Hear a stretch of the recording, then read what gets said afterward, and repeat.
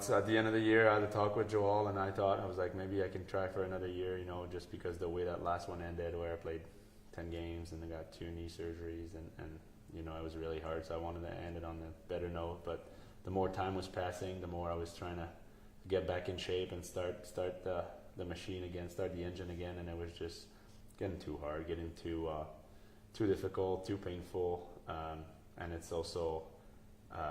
I said the main reason is, I want to play to a certain level, and I don't think I was going to be able to do everything I needed to do to be playing at that level. And I've always had a lot of pride in being there for my teammate and playing for my teammates and making plays for my teammates, and I didn't want to be out there being the guy that's, oh, he's too old, he should hang him up, and now he's putting his teammates in trouble. So I think bottom line is I wanted to play to a certain level, and I don't think I was able to achieve that level over the summer, working out and then playing again in September, October.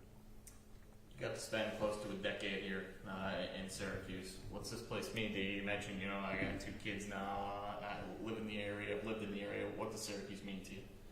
I mean, it's home. It's home away from home, but I wouldn't even say it's the second home. It's A1 and AB. It's just.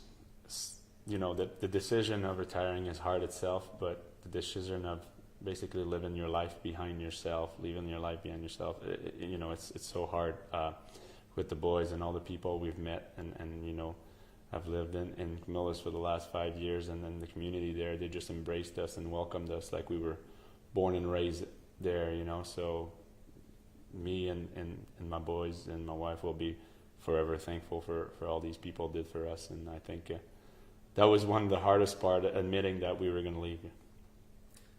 What's next in the journey? You see yourself maybe jumping into the coaching ranks at all, or you need some time off to think about some things? I think I'll take a little bit of time off, I think it's time for me to go home. It's also time for me to listen to my wife and stay at home for a little bit, I think I've talked about it a little bit earlier, but she could have stopped me a long time ago, and she was always, let's go, we're going on another ride, another challenge, another city. She didn't care, so I think it's time for me to, like I said, my boys are 10 and 8. It's great years for them to watch them grow and just follow them everywhere. And obviously I think I'll go back home and work with kids there, work with the kids that are playing hockey there. I think I was so fortunate to play for so long, meet so many great teammates and coaches, and I have so much knowledge that it would be very selfish to just keep it for myself. You're reflecting now. When you reflect 10 years from now, 20 years from now, what's going to be the moment or the thing that really jumps out to you about your time here as a player?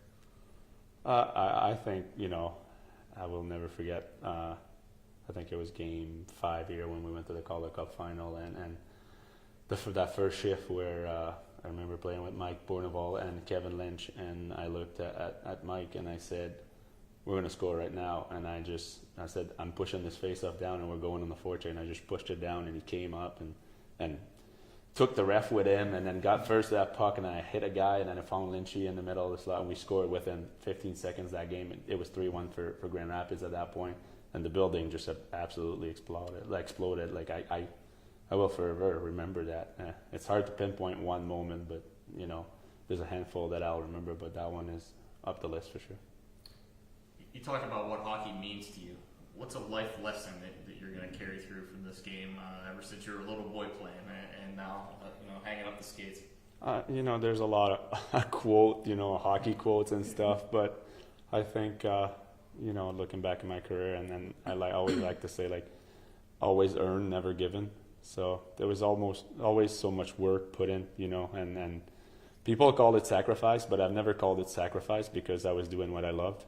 It was just another step to achieve what I wanted to achieve, and then playing professional hockey for so long, So I think that's what I'll remember forever. It's the grind, it's the boys, it's the bus, it's the crowd, the fans, the people you meet along the way. But yeah, I think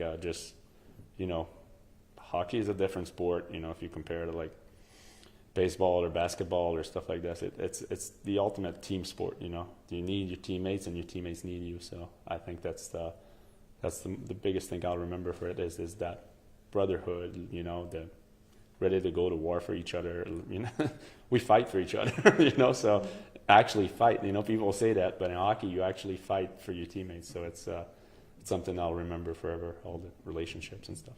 How did your wife and kids impact this decision and you making it now?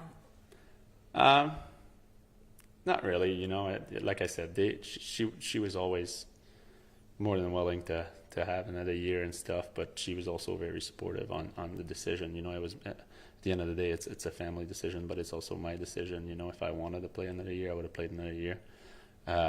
But yeah, for sure, you know, thinking of the kids and you know, feeling how I'm feeling. It's always the life after hockey. You know, that I'm old in the hockey world, but I'm not that old, so you know, I still have plenty of time to spend with them, and I want to be able to enjoy it.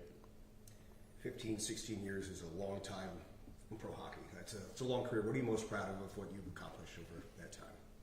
You know, it's always it's hard to like I said, pinpoint one moment, but you know, it's making it. You know, I made it.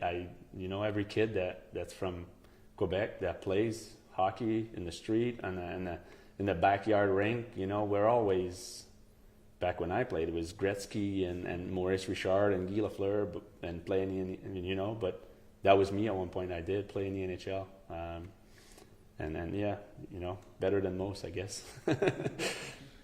Long time as captain, of course, here and elsewhere. What do you think made you, you know, in that position so successful over the years? I don't know. I think it's a mentality, you know, I never like did things to be like, oh yeah, I'm the captain, so I need to do this. You know, it was always just like, you know, this is how things work, boys, and this is what you need to do. And I think if my teammates all the teammates I have can remember one thing that was for me is that I gave it all every single time I was on the ice. Practice, games, anything, I always tried at least to give it all. And maybe some nights I didn't have my best nights, but you know, I've never finished a game being like, oh, I could have gave a little more today. You know, I always try to give it all and leave it all on the ice. And I think for me that was like, it was almost like mandatory because, you know, especially when you turn pro, there's people paying money to come and watch you play. There's kids in the stand coming and watch you play, so you can't. It's Wednesday against Bridgeport, or it's, you know, it doesn't matter. You need to be there, and you need to show, you need to do your job. So I think that was probably one of my strengths is I never really took a day off. Might be hard to answer right now, but what do you think you're going to miss the most about this? I mean, this is probably all you really have ever known. Yeah, it's going to be different. I think since I'm 14, you know, I work out in the summer, and in September comes around, I leave. So that's 20 years of my life. I think that you know, like I said, the boys, it's going to be the hardest thing.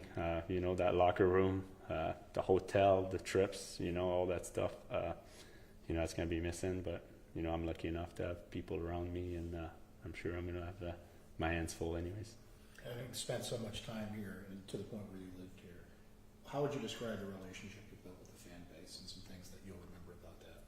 I mean, it's been great. You know, it's at this point, you know, the booster club and stuff like that. So it's almost like you know them personally. You know, and I've seen them around for so long. So it's they've always been behind me from day one here. You know, I didn't know what to expect when I moved from here. I played in Montreal first, and then you know, you switch organization. It's a scary move. I came here, and then it was just like unbelievable from the start. The fans here, they're incredible. They make this place fun to play. You know, like I just talked about a Wednesday against Bridgeport. It didn't matter to them. They were in the stands and they were cheering us on. We were losing 4-0. They'd always had hope, and they were always pushing us to be better. So I don't think it's possible to do what I did, what we do, without them. Thanks, Jimmy. So, Thank you. Thank you. Thank you, Thank you, very sir. much. Appreciate it. Congratulations. Good luck with everything. Thank you very much, guys. Yeah. Appreciate it. Absolutely. Thanks for all the years. Absolutely.